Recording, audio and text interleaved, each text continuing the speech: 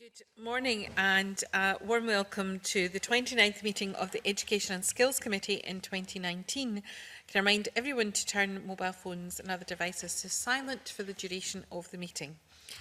Agenda item 1 is a decision on taking business in private it's a decision whether to take consideration of the committee's work programme in private at our next meeting. Are the committee content to agree that? Thank you. Agenda item 2 is our second evidence session on the Disclosure Scotland Bill. We heard in September and October from the Bill team and from a range of organisations with an interest in the Bill. And today we will hear from two panels of witnesses. The first panel consists of organisations which interact with the Disclosure Scotland scheme.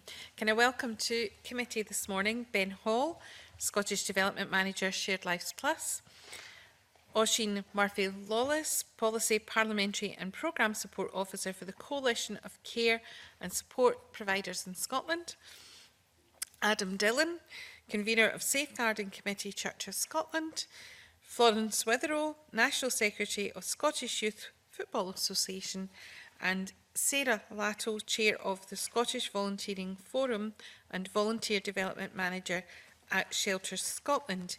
And I'd like to invite opening statements from people, and I think we'll go left to right for that. So, Mr. Dillon, would you like to give us your opening remarks? Okay. My name is Adam Dillon. I am the convener of Safeguarding Committee for the Church of Scotland. I have overall responsibility for safeguarding for the Church of Scotland. It's one of our larger voluntary organisations in Scotland. We have 38,000 PVGs.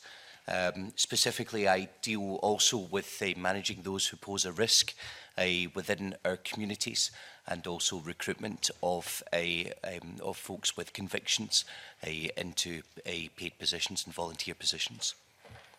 Okay. Yeah, I'm Florence Witherell. I'm from the Scottish Youth Football Association. We're responsible for grassroots youth football across all of Scotland, so we cover age groups up to and including under 21s. A PVG scheme is a crucial part of our safe selection process.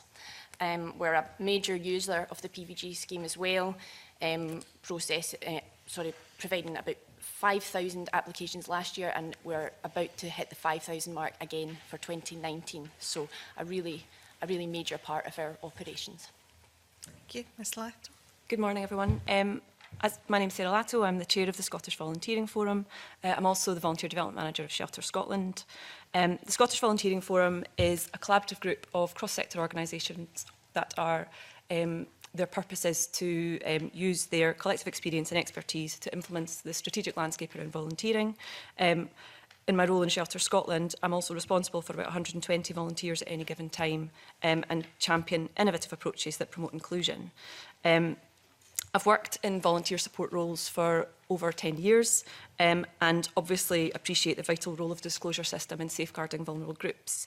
I do feel, however, that the current system does place some significant barriers to volunteers and that some of the proposals also potentially could produce some barriers as well. Particularly, it's quite complicated, the length of time to process checks, and in particular, the proposals to remove PVGs for under 16s and to change the definition of regulated work could pose significant barriers to volunteers. Mr. Hall. Good morning. My name is Ben Hall, and I represent the charity Shared Lives Plus and its members. Shared Lives is a unique model of social care where a vulnerable adult goes to live with or visit on a regular basis a paid carer, paid shared lives carer in their own home, and that together they sort of share home and family life. It's a very stable form of care with arrangements sometimes lasting for decades, and it has at times astonishing impacts on people's lives.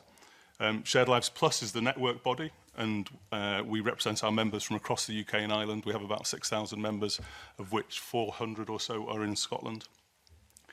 Our members are either Shared Lives carers themselves or the organisations that are delivering Shared Lives services. That might be local authorities or it might be third sector providers in Scotland. And in Scotland there are 15 Shared Lives schemes, all of which are members of ours, and in total they supported about 545 people in the previous year. Our members welcome this bill. They like the simplicity and the clarity it brings and the streamlining of the processes. And they would like us to highlight two areas where they think that changes can be made. The first is that being a shared lives care is not identified as a regulated role.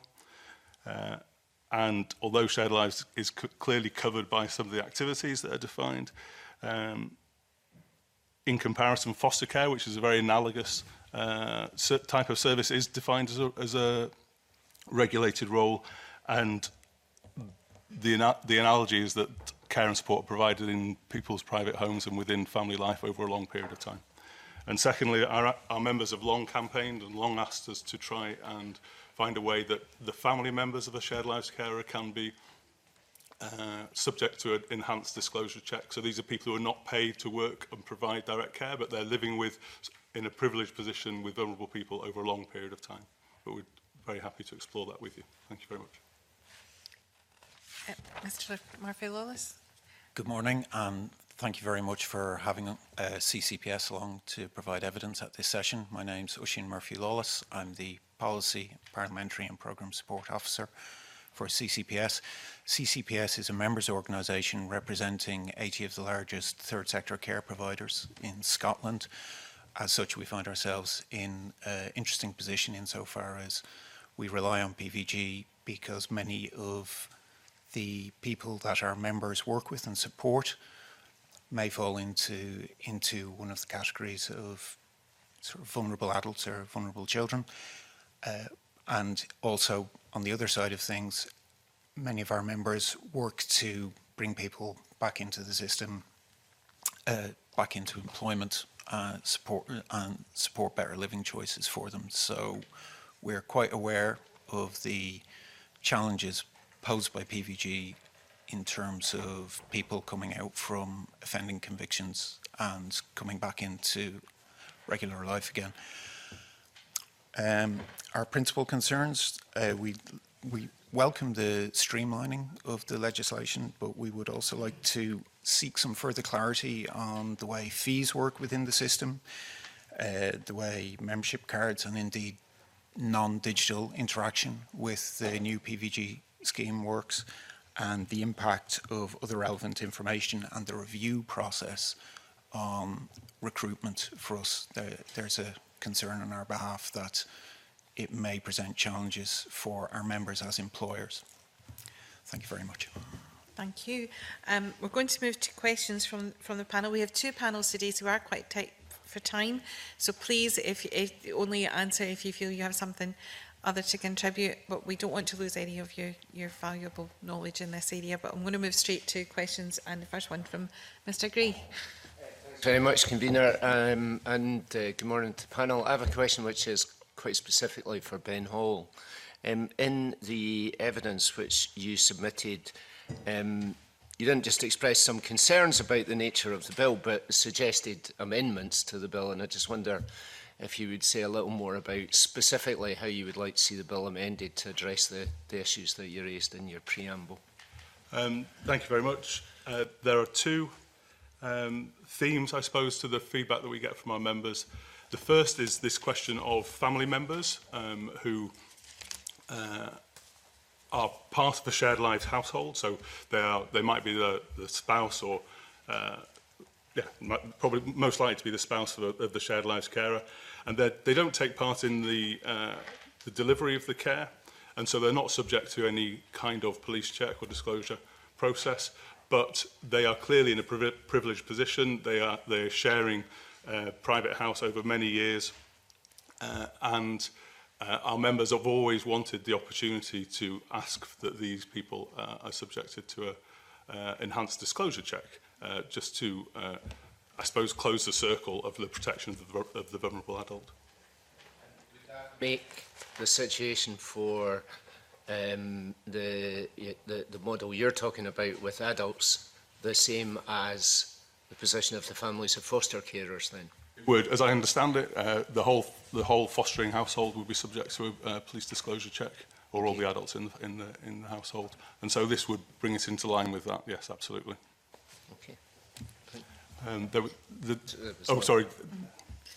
There was There was a second. There was a second part, There was which I a was going second to talk part, but separately. Yeah. I think my colleague Rona wants to come in with a supplementary on that area. But Oh, right, I'll okay. come back to you. Does the vulnerable adult from your organisation, do they go and do they stay overnight, or is it a daily visit? Or It is an alternative to residential care, and that's where it grew out of. Shared Lives is a model that grew out of the closure of learning disability hospitals, and people went to live with carers, and the adult placement regulations grew up around that to supervise that, and it's inspected by the care inspectorate. So people live with families. Now the model has evolved. It is also a short break model and a day support, particularly for older people and people with dementia. But probably about 2/3 of people are people who live with families. And over significant lengths of time, decades, that it's a very stable and very heartwarming model, if you like. thank you. Thank you. Sorry, you were going to continue with the second area. Area is that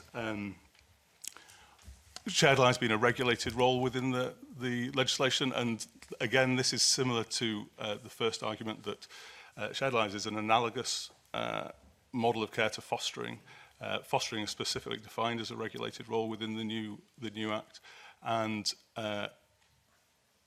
there, as I can see it, there is no specific reason why fostering and shared lives would be seen differently within the legislation. I think that within shared lives and protection within shared lives, the PVG operates within quite a wide protection mechanism. There's an extensive assessment process, maybe 3 to 4 months of people who are going to be shared lives carers. There's an independent panel that approves whether somebody can be a shared lives carer, and then there's a review and monitoring process that follows on from that. And the PVG is a core part of that. There's been quite a lot of growth within the area, so maybe 70% more people are supported within shared lives than they were 3 years ago, and that growth presents a risk to dilution of the model just because of the nature of growth. And I think it is worth protecting, defining the model and having it as a regulated role so that there is no dilution, and more people can benefit from what has been a model of care that has a very low incidence of abuse. But part of that is all the quite firm structures that we have around the supervision of care within a private household. And those checks and balances that you've talked about in the panel, is that relevant to all organisations, or is your own organisation putting any of that in place? No, we're the network body, so we don't deliver any shared life services. They're delivered by our members, and all our members would undertake all of those processes. That would be a core feature of a shared lives arrangement. Is that voluntary to them? How much of that is statutory that they do? I think the independent panel is a crucial part. The length of the assessment is not, but my experience is that all assessments take 3 months or longer. Again, it's a very similar process to fostering in terms of the multiple visits by social workers and the assessments that go on by that, and the independent report, the report that then goes to the independent panel for approval. Thank you. I'm looking to the next question, which is from Mr. Greer. Thank you, Convener. I'd like to focus for a moment on the issue of removing under-16s from the scheme. I've got a couple of general questions for the panel, but Sarah, given that you mentioned it in your opening remarks and it's in the Volunteer Forum's written evidence, I wonder if you could just lay out the specific concerns that the Volunteer Forum have around that. Sure. Well, obviously, within the proposal, it suggests that the PVG scheme would be removed for anyone under the age of 16, but our evidence suggests that an awful lot of volunteers are within that age range and they do require PVGs or are doing regulated work. Sitting next to Florence, a lot of volunteers within sport, for example, which is a really popular volunteering activity for young people, where they're working with young people working with young people, so they require, they're doing regulated work and at the moment would often require a PVG. Our concern is that if we remove that, and given that there's also the proposal to make being a PVG scheme member mandatory for doing regulated roles, that a lot of organisations would interpret that as people under the age of 16 can no longer do any voluntary work with vulnerable groups, which we think would be a real shame and doesn't reflect the current circumstances and the current roles that young volunteers fulfil. We've also just to give you kind of some of the statistics surrounding this, so in 2014, Volunteer Scotland conducted some research which showed that over 50% of school-aged children volunteer, which is quite significant when you think that the adult volunteering rate is 26%. What we're seeing in the Scottish Households Survey statistics that were released for 2018 is that we're seeing a slight decline in youth volunteering. So the Scottish Household Survey obviously doesn't cover anyone under the age of 16, but it does cover 16 to 24-year-olds. And we've seen a decline from 29% to 26% just in the space of a year. We have given that in the Volunteering for All outcomes framework that's been launched by the government this year, that they want to promote volunteering from the earliest possible age. We feel that this would undermine those ambitions quite significantly. I forgot to refer members to my register of interest. I am one of the 38,000 Church of Scotland PVGs. So before I ask general questions, I thought worth mentioning that. On the point that Sarah mentioned around the potential impact on the participation of under-16s in volunteering, I'd be interested in the rest of the panel's thoughts on what impact you believe that might have.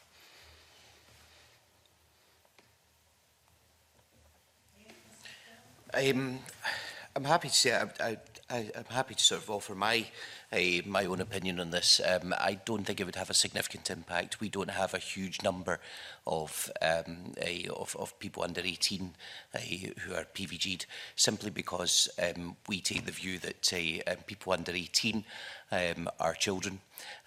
Children are children, and that what we would understand as regulated work would be something that would be reserved towards an older age group. That doesn't preclude children from taking on being involved in work that's highly significant, but it's an understanding of regulated work. And we do also have concerns about those under 18 if they were to be making mistakes or behaviour that would find themselves reported through the disclosure system, and what kind of impact that would have on their later lives. So we would take the view that that children are children there. Okay. Thank you. Foreign.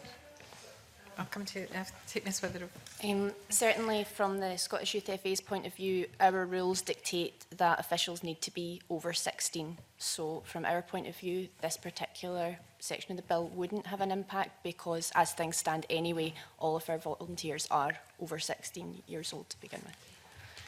Mr. Murphy-Lawless. It was just to speak more generally to say that although we didn't have a particular view on under 16s working in this role, I think it does need to be acknowledged that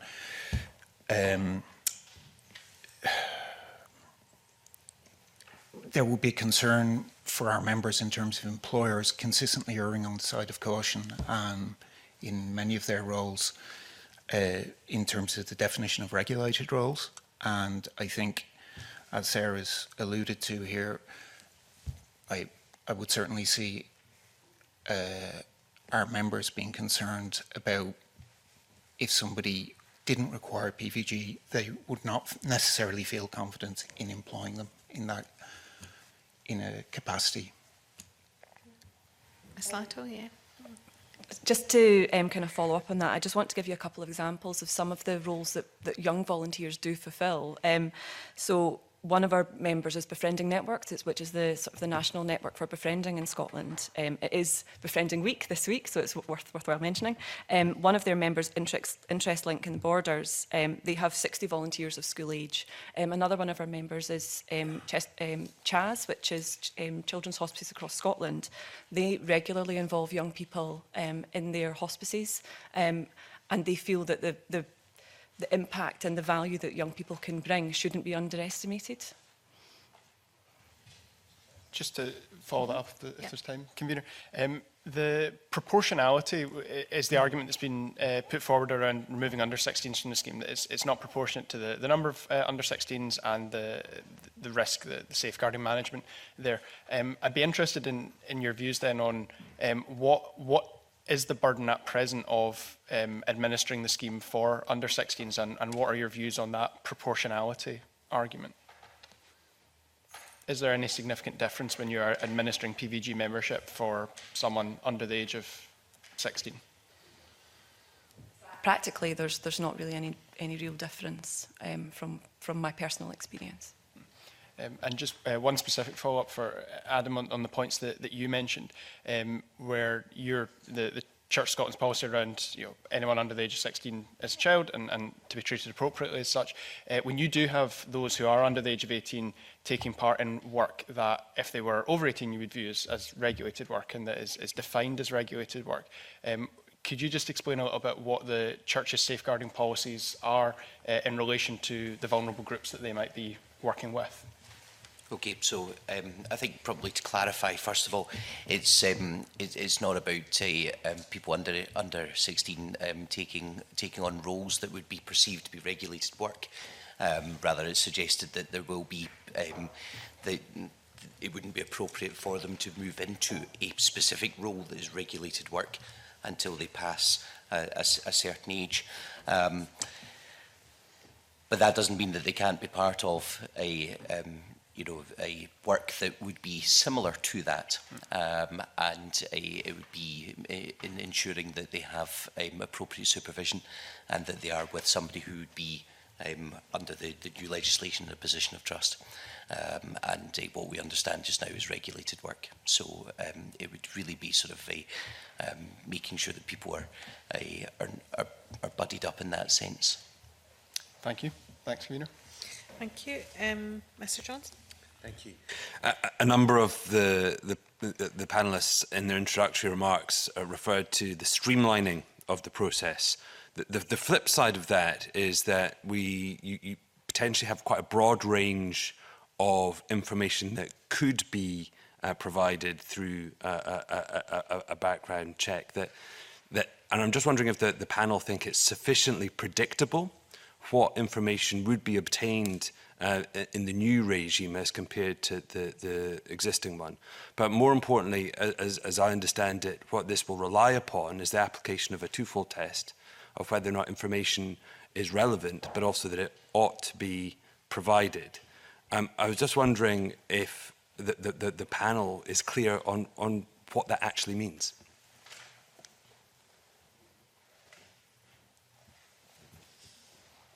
Mr. Murphy-Lawless. So if I can speak to that.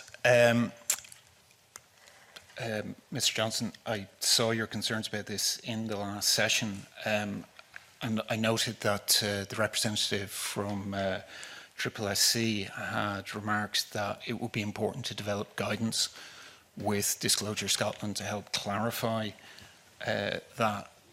I think although the bill has done a good job of trying to simplify the scheme, this is definitely a concern for us. From the point of view of members who are working in a sector which is challenged in terms of recruitment, it's harder to get the staff that we need and want to fill the roles. And we would certainly see this potentially as a bit of a barrier to that for potential employees, because they would be concerned. It wouldn't necessarily be clear. I think both COSLA and SSSC were quite keen in the last session that commitments were made to work on clarifying it further. Also, speaking personally with sort of human rights law head on, I think it's unfortunate these cases almost inevitably get dealt with on a case-by-case basis. It's hard to provide guidance regarding foreseeability when the, individual cases are only going to be dealt with as they come up with. And I think we would have to, I think there will be a body of work to do there to improve that. And it would certainly help alleviate our concerns as members and employers, but also from the other side, those of our members who are looking to bring people back into the workforce. Thank you. Do any other panellists have any views on that? So if I can just follow up on that briefly, I mean, what those two tests come down to, if you look at the case law, in particular the government has referred us to the Mitt versus Neuberger, which, and in part of that judgment, the judge basically sums it up in a nutshell, and I quote, that it's about proportionality. So if you, given that, and given that essentially what this will boil down to is then the understanding of either Disclosure Scotland or Police Scotland in terms of the relevance of the information that they have in front of them to the role that you or others may be looking to put that person into. Do you think Disclosure Scotland and Police Scotland will have sufficient understanding of those roles in order to understand whether or not it's proportionate to provide the information that they may be considering?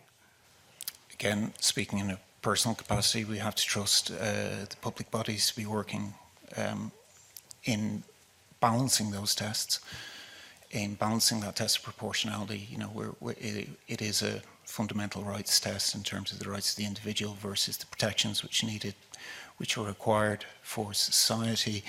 I think what we need to look at there then, from the point of view, again speaking on behalf of our members, what we need to look at there is the review process of the independent reviewer to safeguard any differences in interpretation as to what might be relevant, what ought to be released with a view to proportionality.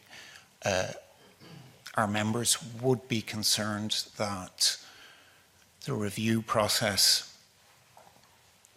balances the need for a sort of a swift review of the information at the behest of the applicant versus them getting a fair view. And what we would like to see would be commitments. I don't know whether it would be most appropriate in the financial memorandum, just that that review process was sufficiently resourced, that there was enough money and hours for the independent reviewer to consider any sort of differing interpretations of what was relevant and what ought to be done.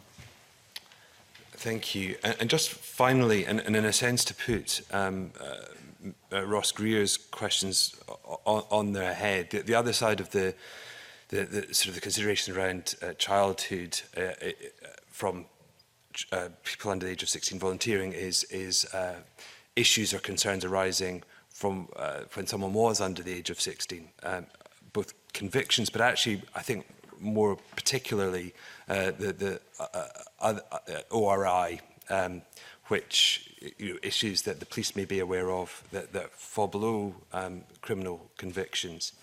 And while the intent is clear that adolescents should be treated as a special period in people's lives, that's what the government has stated. I'm just wondering if the panel think that, again, that is sufficiently clear as to kind of how and when that information is relevant when someone is seeking to do a protected role. I suppose that's another one of the potential paradoxes in the disclosure scheme, is that volunteers, or not volunteers, under 16s are still allowed to apply for other disclosure products. They're just not allowed to apply for a PVG. But if they're under the age of 16, then it's very unlikely that any information is going to be disclosed in that disclosure. But with a PVG, if they were given the opportunity to get a PVG, if they were doing regulated work, then the only information that's really quite vital for somebody making a decision on whether somebody's appropriate for regulated work is whether or not they're on one of the barred lists. So it's not necessarily about sharing the disclosure information or the conviction information. It's about whether or not they're barred. I don't have any other questions. Yeah. I think just following on from the potential removal of some of that information, for us, a key factor is the time element. So when we get PVGs in, which possibly do have stuff from when somebody was over 16, or do have that other relevant information, so it's not a conviction on there, we have a really rigorous and fairly time-consuming process in terms of making a final decision on whether or not that person is going to be offered membership, whether they're going to be invited along to our protection panel for further assessment. So just speaking on behalf of one organisation and thinking of the time that it takes for us when we already know exactly the role that they're going to be carrying out, thinking about a more almost generic group filling that role, I do think there could be some serious time problems with that in terms of how long it would take for that review to actually be conducted. Thank you. Anyone else wish to comment? No. can bring in Ms Smith. I put on record the fact that I am the holder of PVG with school sport, that is. Could I ask, we've been told as a committee by lawyers that there is a potential difference between information that is relevant and information that ought to be relevant. And this is a concern to us in that potentially they could be two different things, which a couple of you have just hinted at. Mr Murphy-Laws, you mentioned about guidance being helpful. Would it actually be just as helpful to have a legal interpretation of these two terms?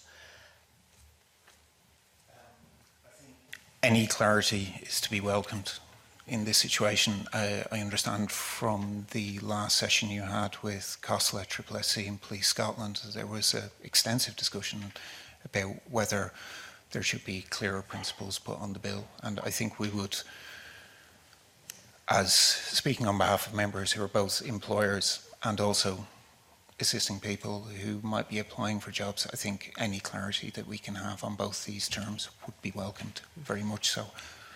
Could I just ask in that context that obviously you will have case history in each of your organisations whereby you've had to make a judgment about whether somebody is or is not suitable for PVG, and you base your decision making upon what has worked for you and what has not worked for you.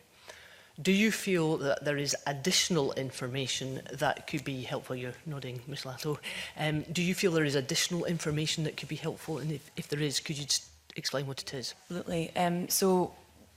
Obviously, in my kind of wearing my other hat, I work for Shelter Scotland, which supports people who've been affected by homelessness and bad housing.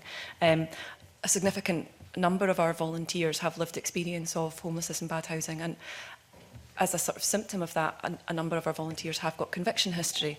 So we have got quite robust processes, but we're also recognise that people who have convictions, they are entitled to have those considered. So when we are considering an applicant, we take a lot of time considering in partnership with them, considering the circumstances surrounding conviction, the journey that they've travelled, recognising that volunteering is often part of a recovery journey.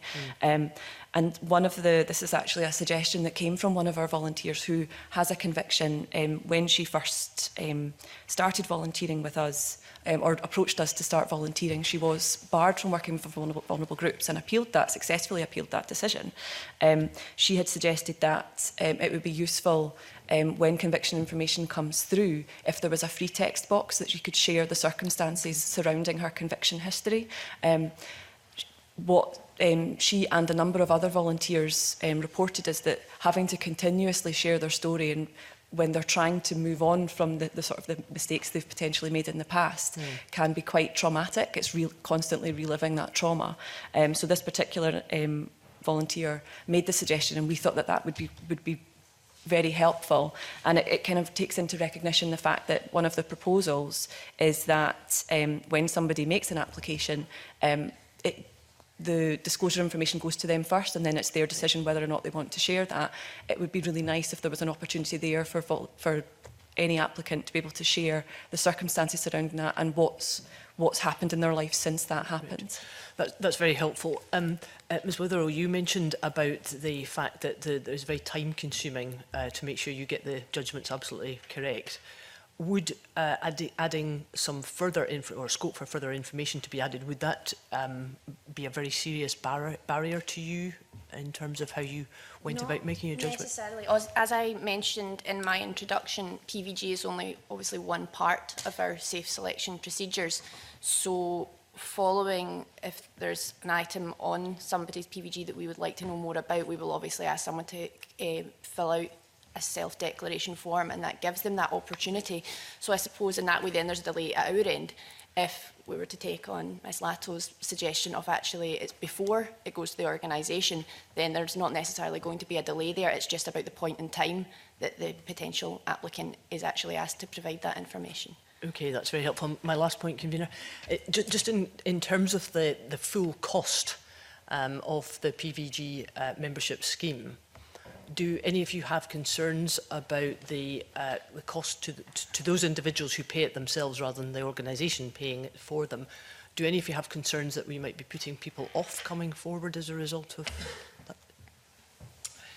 Yes, we do have a concern that that the cost is actually quite significantly high for low-paid workers. I think that's important to recognise. Yes, our members would agree. We're concerned about seeking greater clarity, actually specifically with regard to volunteers. It's not apparent if volunteers will definitely be sort of free of charges if they move from out of volunteering into the professional workforce, perhaps on the basis of their experience as volunteers, whether they will be then expected to contribute. We're looking at a 5-yearly scheme, so people are expected to renew regularly. I think as well sorry, excuse me.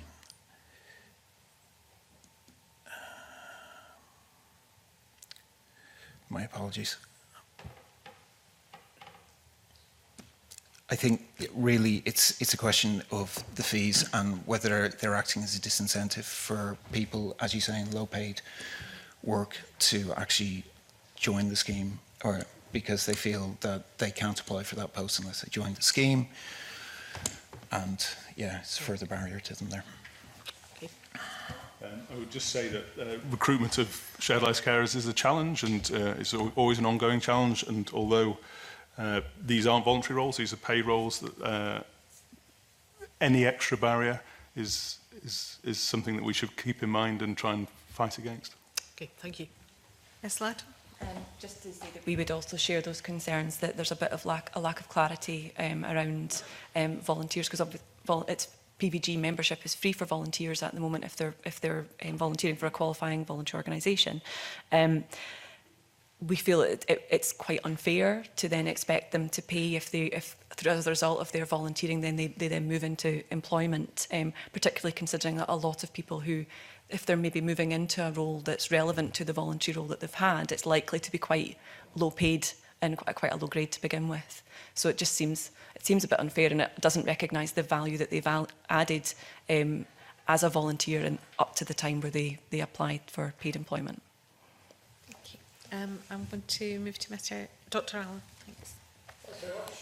I was interested in the views of really any of the panel about a related issue, which is about the actual types of offences that legislation does or should list, particularly where that impacts on the timescales associated with them. So previous legislation talked in terms of Schedule 8A and 8B offences with timescales associated with them around disclosure. The new legislation talks in terms of List A and List B, I think. But I'd just be interested in the views of anyone on the panel as to whether they think that the bill's view about disclosure on List A and List B offences is appropriate, whether they feel that the timescales associated with those lists are the right ones.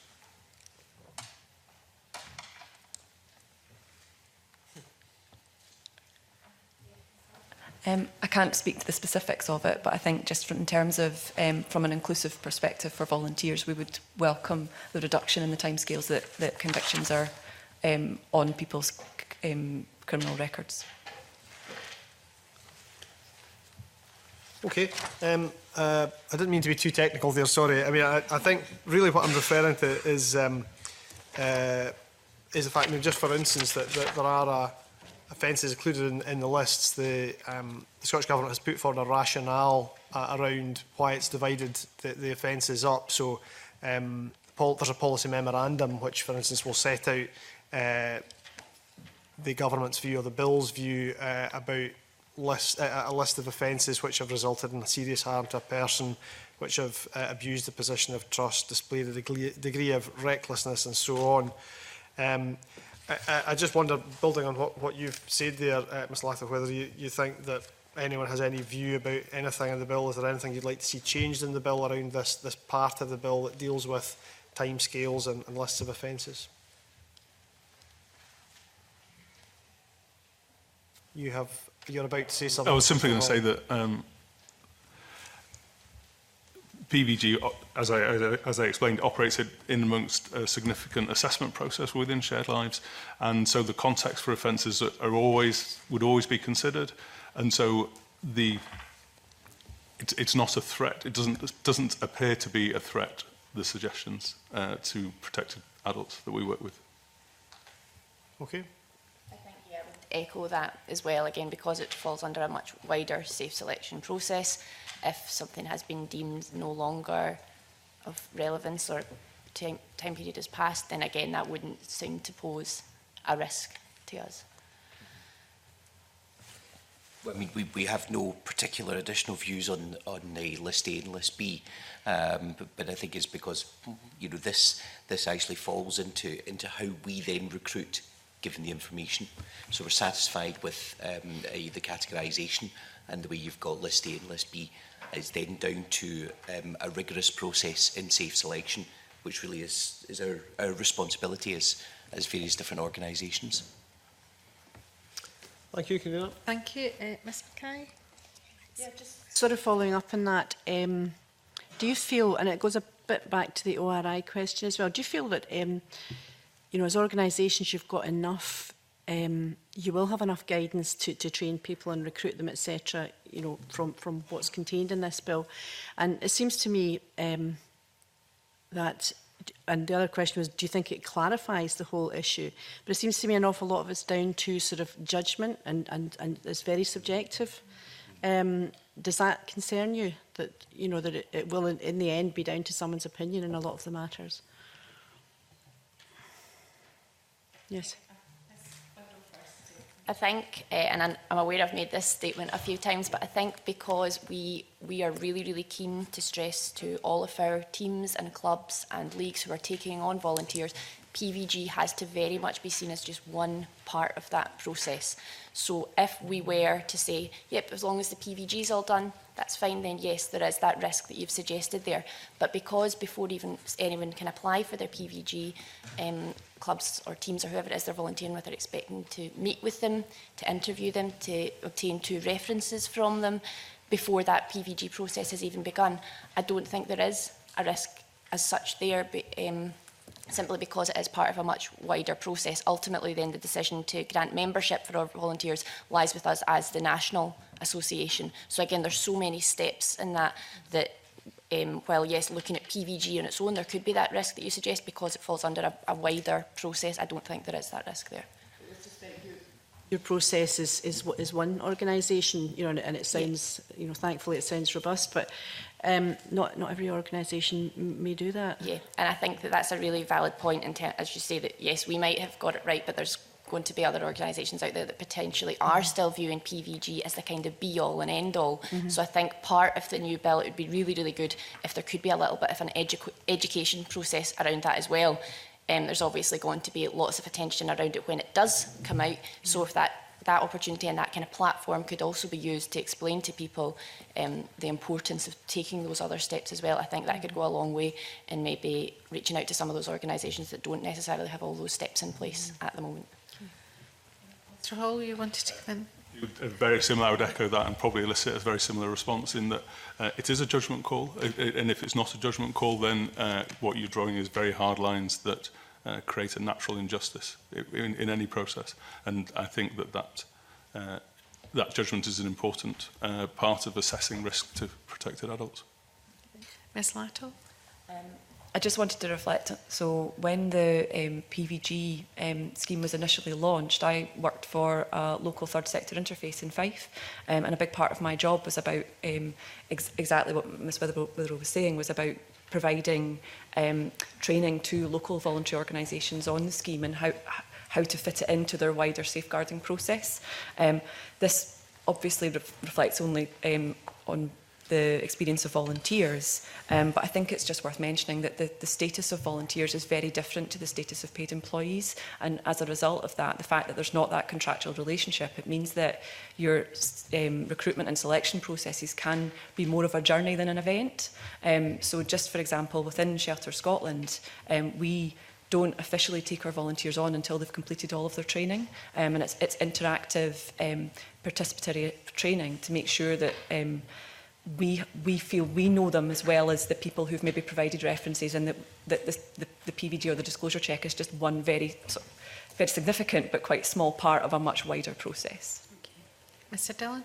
Thank you. I think it's important to recognise the concern that you're raising. The reporting system through PVG and disclosure is objective. The subjectivity comes from the organisations that have to consider it. When we meet once a month to consider recruiting either volunteers or paid workers for jobs if they have any convictions, I rely on volunteers who have experience in police, social work, law and psychology as well. So we sit together as a group. Now that shows a level of joined up working together, but it does also rely heavily on the expertise of my colleagues to really paint out and understand the broader picture. We're absolutely committed to recruiting those with convictions safely. And it does raise issues. I've been involved with other organisations, other smaller voluntary organisations, and I do wonder about how their safeguarding might stand to that test, particularly when you get the information on PVGs. Not everybody will have the knowledge of what a particular charge means, what a length of a particular punishment, the length, whether that is commensurate with a minor offence or whether it's a much more serious situation. So I think we do have to recognise that you need a very robust system for this, and it does rely on the volunteers. Mr. Murphy-Lawless? Again, just to echo what the other members of the panel are saying, our members do have safeguarding duties as organisations themselves, and because so many of the people that they support and in some cases care for may also fall within the sort of vulnerable categories, they take those responsibilities quite seriously. So we would, like all the other panellists here, our members will be looking at PVG as part of the system, but not the be-all and the end-all in and of themselves, because it's such a crucial part of considering how somebody might be well suited to work in social care. Thank you. Okay, I think could I ask one final question? One of the areas of concern to the committee has been around care experienced young people who may well have a proportionately higher conviction rates due to their circumstances than reflects their population, if you like, the natural population. I was wondering at the moment if you've any experience of having to deal with care experienced people, or do you indeed track the number of care experienced volunteers that you have within your organisations? Ms. Latto? We don't track it, but we do definitely. Obviously, you say that people with care experience are potentially more likely to have convictions. They're also more likely to experience homelessness or bad housing. So just to give you one sort of example, we have a volunteer, well, 2 volunteers in our Foundation's First Service in Paisley. Both of them are care experienced, both of them have experienced homelessness, and one of them has convictions. And she has kind of very bravely wrote a blog for us last year, which shared, it was actually called Volunteering with Convictions, and it shared the value that she added, but also the trauma that she went through as a result of having, because her conviction related significantly to the trauma of being in care. And it just highlighted to me the need for the disclosure system to show people who have convictions dignity and to recognise that they are individuals themselves and that often the circumstances surrounding their conviction are a symptom of the life experiences that they've had that haven't necessarily been by their own choice. Thank you. Mr Dillon, did you want to come in? No. Does anyone else want to comment on that area? No. Can I thank you all very much for your contributions this morning. It was extremely valuable to the committee. And I'm going to move in to suspend for just a few moments to allow the panels to change over. Thank you.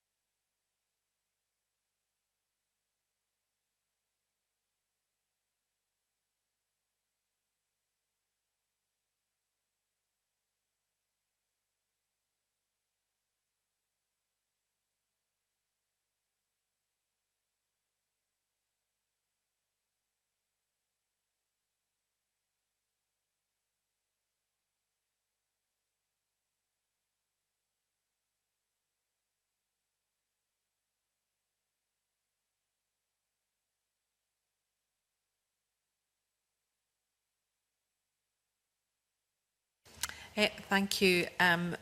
We now continue with our second panel of witnesses, which will consider how Disclosure Scotland Bill affects those with convictions. And can I welcome to the meeting Dougal Lang, Director of Recruit and with Conviction, Rose McConaughey, Policy Development Lead with Community Justice Scotland, Dr Cynthia Marks, Senior Manager, Operations and Policy Business in the Community, and Dr Beth Weaver, Vice Convener, Howard League Scotland. And I would like to invite you to say a few opening remarks if you wish to do so, and if I'll start with Ms McConaughey. Sorry. Thank you. Thank you to the Committee for providing Community Justice Scotland with the opportunity to take part in this evidence session. As the national body for community justice, we have a strong interest in an effective disclosure system that protects vulnerable people while also supporting people with convictions to access employment and education and reintegrate into their community. Our public campaign Second Chances shows that access to employment, learning and volunteering are all routes to providing people with the opportunity to reintegrate successfully, to aid their rehabilitation and ultimately reduce the likelihood of further offending. Work's a key factor in people's desistance. Beyond wages, it provides a sense of purpose and stake in society. Evidence indicates that disclosure, when used disproportionately, can lock people out of those opportunities. We welcome the principles of this bill, particularly around simplification, and we recognise that the bill promotes a shift to a more progressive, proportionate and sustainable system for people with convictions while continuing to safeguard the vulnerable. We are, however, concerned about the creation of a new offence arising from performing work that would be covered by the PVG scheme without a PVG, or a failure to renew scheme membership, thereby potentially criminalising more people. Particularly the proposed penalty of up to 12 months in custody for a summary conviction seems disproportionate for what may amount to a lapse in paperwork and is a substantial shift from the present system. Of course, the custodial sentence is also inconsistent with the recent extension of the presumption against short prison sentences. In our evidence, we highlighted the need for accessible guidance to make the new system understandable to all who use it, people with convictions, employers and others. Thank you. Dr Weaver? Hi, Dr Weaver. I'm representing Howard League Scotland, which is Scotland's only penal reform organisation. We welcome the opportunity to give evidence, and it builds on further evidence we've given previously in relation to the age of criminal responsibility and the management of offenders' bail. We also recognise the proposed changes seek to achieve a much more proportionate and individualised process that balances safeguarding the public with the rights of individuals with convictions. Our submission attended to 4 key areas, and they were childhood convictions and the issue of individualised disclosure, uses of other relevant information, representation, review and appeal, and removable and non-disclosable convictions. With regard to the first, we really welcome the provisions that treat childhood convictions as a separate category and which limit the disclosure of information relating to children, and in particular the automatic disclosure of childhood convictions. We feel this approach takes Scotland towards a more individualised and structured discretionary model of disclosure with regard to the disclosure of convictions accrued in childhood. We questioned why such a model or approach might not be applied to adult convictions, however, and we advocate for a more individualised approach to the disclosure of convictions in general. With regard to the matter of ORI, we have suggested that if this is to be disclosed, the implications of any disclosure need to be carefully evaluated in terms of proportionality and necessity to the ends of public protection against the rights of individuals. We also believe that the new bill should categorically rule out the disclosure of certain kinds of information that might be disclosed currently as ORI. We welcome provisions relating to reviewable data, including rights of review, representation and appeal. And while we welcome measures to include representation from the applicant, which can allow for a much more situated understanding, we'd like to propose that consideration is given to providing for an independent reviewer on first request for all reviews, rather than a review initially being undertaken by the body whose decision is to be reviewed. We also welcome provisions in the bill for reducing the period after which a conviction may become non-disclosable or an application for removal can be made. Drawing on research evidence produced by time to redemption studies, questions remain for us about the disclosure of spent convictions for the purposes of public protection in circumstances where the evidence would suggest that that person is statistically no more likely than members of the non-convicted population to commit a crime in the future. We also question the rationale for continuing to disclose spent convictions if there is scope in the provisions of the bill to remove them before that point. If a conviction may be removed, this suggests that ongoing disclosure is not required in the interest of protecting the public. And finally, the onus seems to be on the individual to apply to have the conviction removed. This rather depends on both the knowledge and the means to do this. Ought not the responsibility properly reside with Disclosure Scotland to review the relevancy of continued disclosure of spent convictions? That the subject is required to pay a fee for the removal of for the consideration for the removal of this conviction puts yet another barrier in the way of people with very limited means. Thank you for your time. Thank you. Dr Marks. Firstly, thank you to the committee for giving us the opportunity to speak this morning. Business in the Community is the oldest and largest business-led membership organisation dedicated to responsible business. We inspire, engage and challenge members, and we mobilise that collective strength as a force for good in a society to create a skilled, inclusive workforce today and for the future, build thriving communities in which we live and work, and innovate to repair and sustain our planet. We welcome the direction of the Disclosure Scotland Bill, especially its focus on rehabilitation and the removal of barriers to work for people with criminal convictions. We feel that its aim to strike a balance between rehabilitation and safeguarding is also to be commended, as is the empowerment of individuals to have control over their data. We've long been an advocate of removing barriers to employment for people with criminal convictions. With Walgreens Boots Alliance, we set up the National Reducing Reoffending Through Employment Network in 2012, and we launched the Ban the Box campaign in the UK in 2013. Ban the Box encourages employers to remove the tick box from application forms that ask about criminal convictions and to decide whether, when, and how best to ask for that information later in the recruitment process. The campaign has gained traction nationally, with more than 140 employers currently signed up, covering more than 914,000 roles. It has been adopted by the Civil Service in England and features in the Ministry of Justice's Employer Guide. The campaign was officially launched in Scotland on its 5th anniversary in 2018 and is promoted as part of Release Scotland's approach to recruitment. Thank you for your time. Thank you. Mr. Lang. My name's Joel Ling. I am, as I said, I'm one of the directors of Recruit with Conviction. Our work is with employers and intermediary agencies who support the 1 in 5 adults in Scotland who have a criminal conviction. We welcome the chance to provide some input into the bill. We also welcome the changes that are there in terms of the development of a system that should be more proportionate. We welcome the growth of independent verification and some of the changes that are proposed. However, we do have some concerns.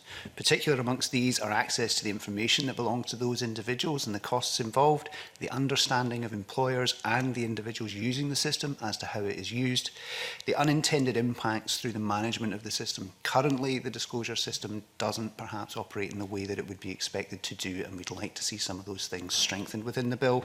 And lastly, we're very keen to see more of the independence of the third-party verifier and how that role is used to keep oversight of the process. Thank you. Thank you very much. I'm going to move straight to questions from the committee, and I can invite Ms Smith to open. Thank you, Convener. I think you probably heard me ask the previous panel about some key issues that have been flagged up to us in a legal context. Specifically, whether you feel that there is need for full clarification on a legal basis between what is relevant and then what ought to be relevant, because they are potentially two different things. And I just wondered if I could ask you as well whether you feel that that clarification from a legal perspective would be helpful. Thank you. Dr. Marks?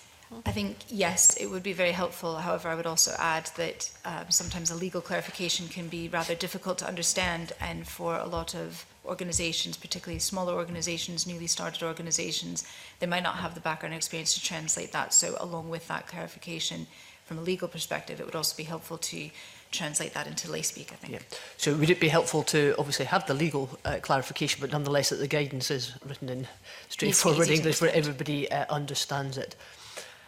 One of the issues that was raised by the former panel, that there are circumstances when you want to find out more information, and I think your organisations would be feeling much the same about that. Do you feel that this bill will allow you to have all the information that you need in order to make the right decision? Can I come in on that? I think one of the processes that needs to be involved is the use of that information. I think a lot of members of the previous panel talked about they have their own safeguarding systems, they have their own processes. A PVG membership is part of a piece, it is not the be-all and end-all, so good clarification and a good understanding of how that information is going to be used is going to be vital. Small businesses don't have this information and don't have the capacity to develop that. So I think in terms of that process of guidance and good support for them, that needs to be in place as much as possible from the outset. And I think we would second that and encourage businesses, and that's one of the roles that other organisations outside of what this bill can accomplish, is there does need to be a wider piece of work to encourage more employers, regardless of which sector they're in, to develop those sorts of processes and to see this as one step, regardless of what sort of disclosure they're looking or required to get.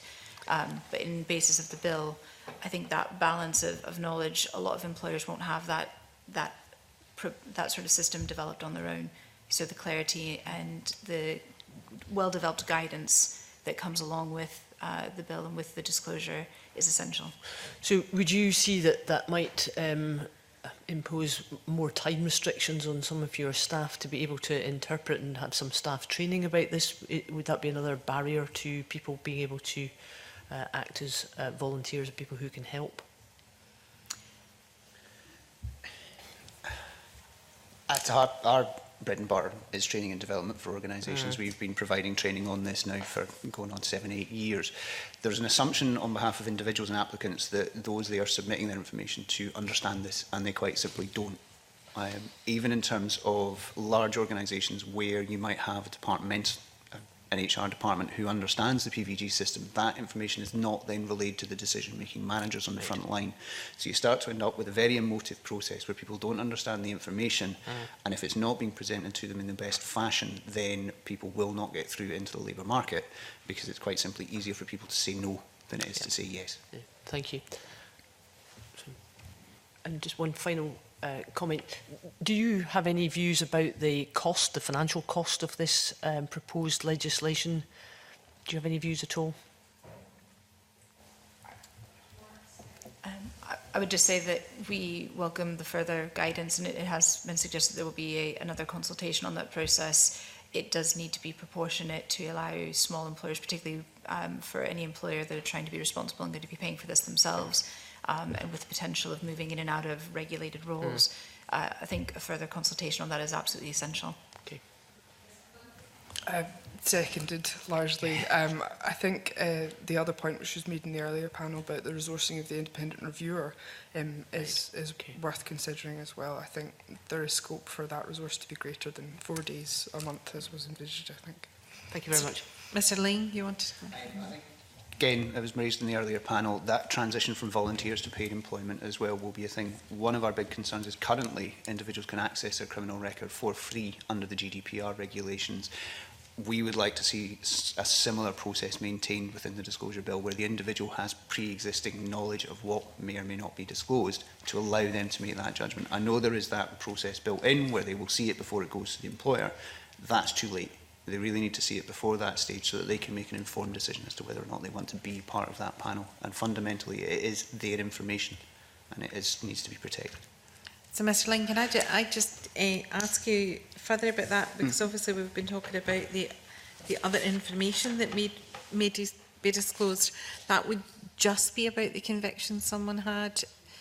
ORI information would I think wouldn't that be it does need relevant? to be, this is, I suppose, this is where the balance is, and this is where the art exists within it. The ORI and the other information that will be presented to employers will have a bearing on whether or not they're selected.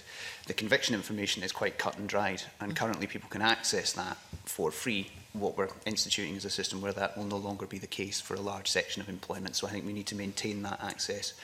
ORI becomes a different piece in the whole process as well. So. Okay, I'm going to move to Mr. Johnson. Thank you. And again, my line of question follows on from what I was asking from the first panel, indeed from Liz Smith. I'm just wondering whether it's sufficiently clear what information will be provided in what circumstances under this new bill, given that we don't have sight of the guidance. Is that an issue for members of the panel? Yes, greater clarity in these things is vital, and the development of good quality guidance is vital. I think the intended use of the guidance is to support people in making decisions which will be in a liminal space. There will be fine judgments within that, and it can't be black and white, because that would result in people being locked out of the system. But we think that the key to this is making robust, good quality guidance available to everybody involved in the process, who won't all be lawyers and specialists in risk assessment. We look forward to the development of that. I don't know how much of that needs to be in the bill at the front end, though we don't have a formal view on that. Yeah, and I'd be really interested in the Howard League Scotland. I just note from your written evidence that you say that there should be a universal set of guiding principles to underpin the disclosure of, and I think you're saying that's relevant to soft information, but I was wondering whether or not actually that's true actually of all the disclosures that may be taking place under the Future Act. That would certainly be our position. We would advocate for a much more individualised approach, not just to the use of other relevant information, but certainly to the disclosure of convictions, leaving to one side that spent convictions are not disclosed in continental Europe. There is scope within the bill if we think about the approach taken, to the discretionary approach taken, to the disclosure of childhood convictions. What is the rationale for not adopting such approach with adult convictions. This individualised approach would allow a case-by-case structured approach to a decision to disclose. And I think that's really, really important in balancing the rights to public protection with upholding the rights of individuals with conviction information. It has been suggested that schemes without that kind of flexibility to permit that level of discretion cannot be compliant with Article 8 of ECHR. But also, I think, in informing the inclusion of non-conviction information, we would refer to some of Grace's guidelines in 2014, who suggests that there's a following test that should apply to the disclosure of any such information. And that would be, is the information indicative of, in this case, the alleged commission of a sufficiently serious offence, which it is reasonably certain was committed by the individual, that is currently relevant to the purpose of public protection, and which the individual concerned has had an opportunity to comment meaningfully upon, where the information is of an allegation or similar rather than a conviction. And if I may continue, we also have guidance available from the EEOC in the US, and while this is given to employers in helping them to make sense of the information that is disclosed, there are guidelines within that might be extrapolated to inform a much more individualised approach to decision-making around convictions. And they, for example, refer to 3 specific criteria, which is referred to as the nature, time, nature test. And it refers to you have to look at the nature and the gravity of the offence, the time that has passed since the offence, the conduct or the completion of the sentence, bearing in mind time to redemption studies, and the nature of the job that's held or sought. They also offer further guidance, which refers, as we heard in the first panel, to attention to the circumstances surrounding the offence, the number of offences which the individual has been involved in, such that would suggest a pattern, age at the time of conviction, and or release from prison. So this allows for a much more situated approach to the disclosure of convictions. So those sound like a set of principles that could be codified and put on the face of the bill. They do. I mean, so would the panel agree with the Law Society's point that perhaps a set of principles, perhaps such as those just enunciated or similar, should be put on the face of the bill? I think yes, that a consistent set of principles gives everyone confidence in the process and gives everyone a transparent understanding of what's taking place and how decisions were made, and that will give employers more confidence as well. So if there's a published set of standards by which everyone is coming to those decisions, it gives everyone clarity. So absolutely, I think would be welcomed. I'd just like to ask one final question, which is... Can I just ask sorry. on that issue, because I think it was important, there are a lot of nodded heads, but just for the OR, we can put a nodded head on. So would you all the panel agree with that? I agree with that as well. I think one of the presumptions that people have now is that the PVG system almost operates in that way, and that's not true. Yeah. And that's one of the big criticisms that employers and individuals have, is that process hasn't been gone through. So I think, yes, we would absolutely endorse a much tighter sense of principle at the outset. Okay. Ms McConaughey? I could not see us having an objection to that greater clarity and that positioning of underlying principles. And Dr. Weaver, you agree? That's your initial point. Yes, sorry. Thank you very much. Sorry, Daniel, you had a Indeed. supplementary question. So just my final question, and again, it follows on from what I was asking the first panel, is while the bill is relatively clear and the memorandum is clear about the intent around treating adolescence as a special point in time, that there's clarity about the offences committed. What I'm concerned about is other relevant information stemming from people's behaviour and contact with the authorities under the age of 16, and whether actually there's a grey area. Is it clear how and when that information may or may not be disclosed by Police Scotland if someone at a later stage over the age of 16 is applying for a PVG under what is set out in this bill? Mr. Lang? kind of turning that a little bit on its head, one of the concerns that we have is if any information is reported, if we're removing information for all under 16s, as soon as there is anything on there, that individual will be deemed to be far too high a risk for any employer or any organisation to take on. So again, we would welcome the fact that we treat young people as young people, and there's a need to do this. But it means that those who do then have information reported on them at a later stage will be far, far more stigmatised by it, and there will be an assumption that they are beyond any form of acceptable behaviour. So it creates that, I suppose, that dichotomy and that contrast within the process as well. Well, I guess that's my exact concern. Is it clear how and when that information might be disclosed? That, I would have to say, isn't to me. But that doesn't necessarily mean that that's not me. There's much more clever people in this panel than I.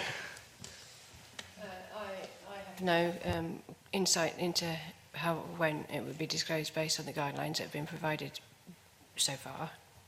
And does that concern you? Yes. Yeah. Thank you. Yeah, Ms McConaughey. Just to add, we share that concern. And I think it came up in the earlier panel, the examples of young people in care. We know that young people in care experience greater contact with the police, often for things where they in a normal family setting may not come to the attention of the police. And we're concerned that's the space that ORA might unequally impact. I don't think that's the intended consequence, but we worry that's the mechanism that may be available. Thank you very much. Dr Allen, did you want to ask about the lists Nothing again? further to add about that, no. No, we did have a question earlier in the earlier panel about the lists of the AB, and I just wondered if this panel had any comment on that area at all. About the got quite a lot. Mr. Lane. The list system, the 2015 amendments, they were a great step. They genuinely were. They gave people the opportunity to move on from their previous offences. The list system itself, however, has not, in its current format, worked in any way, shape or form. The report by colleagues at Community Justice Scotland referenced the fact of those that had put forward any form of representation into the appeal system weren't being taken forward. It's not being used appropriately.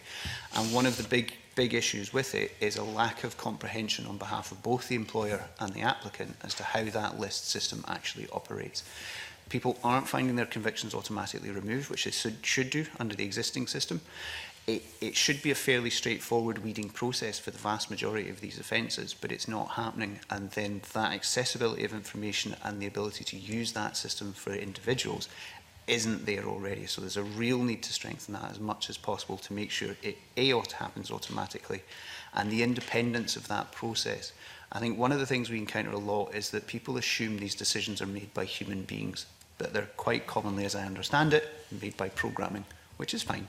But it means that that objective information isn't brought into bearing in this process as well. So yes, we welcomed it. It was a fantastic step at the time. It needs some strengthening, and it needs to be used on a much, much higher level in order that people have their previous convictions removed. Similarly, I think going back to Beth's point, the kind of arbitrary period of 15 years for an adult doesn't reflect the information. The reduction of 4 years of it, yes, it is welcome, but my understanding is that is purely because the reduction of 4 years has come off the bulk of offences under the Management of Offenders Bill, when that's kind of first level of disclosure. It becomes a bit arbitrary, and I suppose our question is there more scope to ensure that that reflects the evidence as Beth has kind of laid it out, rather than simply deducting 4 years because that's what's been deducted off a community disposal at present? Okay. Does anyone else want to comment on? Thank you very much. I'm looking to other members to see if there's any questions. No, not at the moment. I just wanted to, you did mention the experience of experienced young people, and I just, given the circumstances and the disproportionate number of young people that do have engaged with the authorities who are in care, and given the fact that under the Children and Young People's Bill, we actually extended support to young people to the age of 25 within our local authorities. Do you think there's a particular and special case to be made for experienced young people in the context of what's going forward, in terms of that's different from what might be done for other young people under the age of 16 in terms of what would be disclosed?